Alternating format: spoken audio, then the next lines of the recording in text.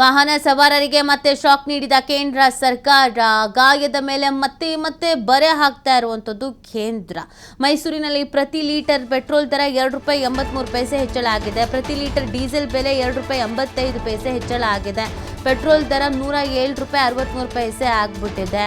ಇನ್ನು ₹107.63 ₹110.46 ಏರಿಕೆ ಆಗಿದೆ. ಡೀಸೆಲ್ ದರ ₹95.60 ₹98.41 ಏರಿಕೆ ಆಗಿರೋದು. ಮೈಸೂರಿನಲ್ಲೂ ಕೂಡ ಅದೇ ರೀತಿಯಾಗಿ ಜಾಸ್ತಿ ಆಗಿದೆ. ಎಲ್ಲ ಕಡೆಯಲ್ಲೂ ಜಾಸ್ತಿ ಆಗಿದೆ.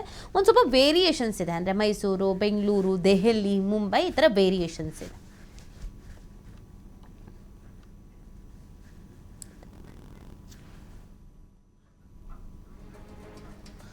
ಇನ್ನು ಇದಕ್ಕೆ ಸಂಬಂಧಪಟ್ಟಂತೆ ಮೈಸೂರಿನ ಜನ ಏನು ಹೇಳ್ತಾರೆ, ಅಲ್ಲೇ ಯಾವ ರೀತಿಯಾದಂಥ ಪ್ರತಿಕ್ರಿಯೆ ವ್ಯಕ್ತವಾಗ್ತಾ ಇದೆ, ನಮ್ಮ ಪ್ರತಿನಿಧಿ ಪುನೀತ್ ಮಾತನಾಡಿಸಿದ್ದಾರೆ. ಕೇಳೋಣ ಬನ್ನಿ.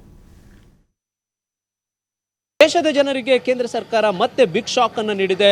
ಪ್ರತಿನಿತ್ಯ ಬಳಸುವಂತಹ ಪೆಟ್ರೋಲ್ ಮತ್ತು ಡೀಸೆಲ್ನ ಬೆಲೆಯನ್ನು ಏರಿಸುವ ಮೂಲಕ ಗ್ರಾಹಕರ ಜೇಬಿಗೆ ಕತ್ತರಿಯನ್ನು ಹಾಕಿರ್ತಕ್ಕಂಥದ್ದು.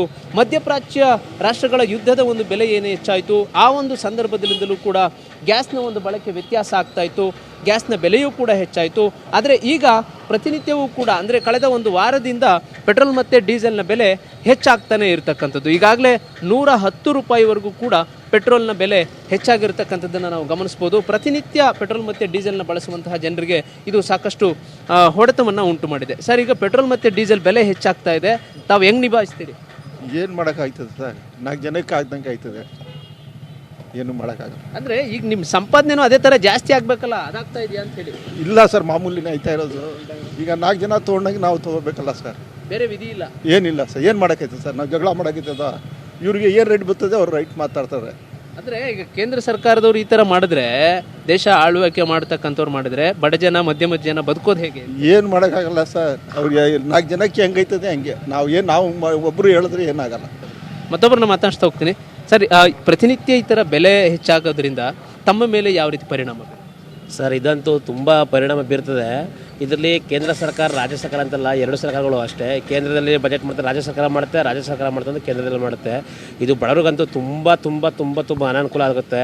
ಅದೇ ಥರ ನಮ್ಗೆ ಸಂಬಳದಿಂದ ಜಾಸ್ತಿ ಆಗಬೇಕು, ಯಾವುದ್ರಲ್ಲಿ ಎಲ್ಲದಾದ್ರೂ ಒಂಥರ ಆಗುತ್ತೆ. ಈಗ ನೋಡಿ, 20 ದಿವಸಕ್ಕೆ ₹7 ಜಾಸ್ತಿ ಮಾಡಿದ್ರೆ, ಈ ಒಂದು ಸಲ ಏನು ಮಾಡ್ತಾರೆ, ಡೀಸೆಲ್ ರೈಟು, ಪೆಟ್ರೋಲ್ ರೈಟ್ ಎಲ್ಲ ಜಾಸ್ತಿ ಮಾಡಿದ್ರೆ, ಏನೋ ₹1 ₹2 ಜಾಸ್ತಿ ಮಾಡಬೇಕು. ಕೇಳಿದ್ರೆ ಯುದ್ಧ ಅಂತಾರೆ. ಗ್ಯಾಸ್ ಪ್ರಾಬ್ಲಮ್ಮು, ಪ್ರತಿಯೊಂದು ಪ್ರಾಬ್ಲಮ್ಮು ಸರ್. ತುಂಬ ಜನ, ಅದರಂತೂ ಮಿಡಿಲ್ ಕ್ಲಾಸ್ ಫ್ಯಾಮಿಲಿಗಂತೂ ತುಂಬ ಪರಿಣಾಮ ಬೀರ್ತದೆ ಸರ್. ಇದು ಮೈಸೂರಿನ ಗ್ರಾಹಕರ ಮಾತು. ಬಹಳ ಮುಖ್ಯವಾಗಿ ಪೆಟ್ರೋಲ್ ಮತ್ತು ಡೀಸೆಲ್ನ ಬೆಲೆಯ ಒಂದು ಏರಿಕೆ ಏನಿದೆ, ಇದು ದೇಶದ ಜನರ ಮೇಲೆ ಸಾಕಷ್ಟು ಪರಿಣಾಮವನ್ನು ಬೀರುತ್ತೆ. ಯಾಕೆಂತ ಹೇಳಿದರೆ, ಪ್ರತಿನಿತ್ಯವೂ ಕೂಡ ಈ ಒಂದು ಪೆಟ್ರೋಲ್ ಡೀಸೆಲ್ನ ಅವಶ್ಯಕತೆ ಪ್ರತಿಯೊಬ್ಬ ಜನರಿಗೂ ಕೂಡ ಇರುತ್ತೆ, ಪ್ರತಿಯೊಂದು ಕುಟುಂಬಗಳಿಗೂ ಕೂಡ ಇರುತ್ತೆ.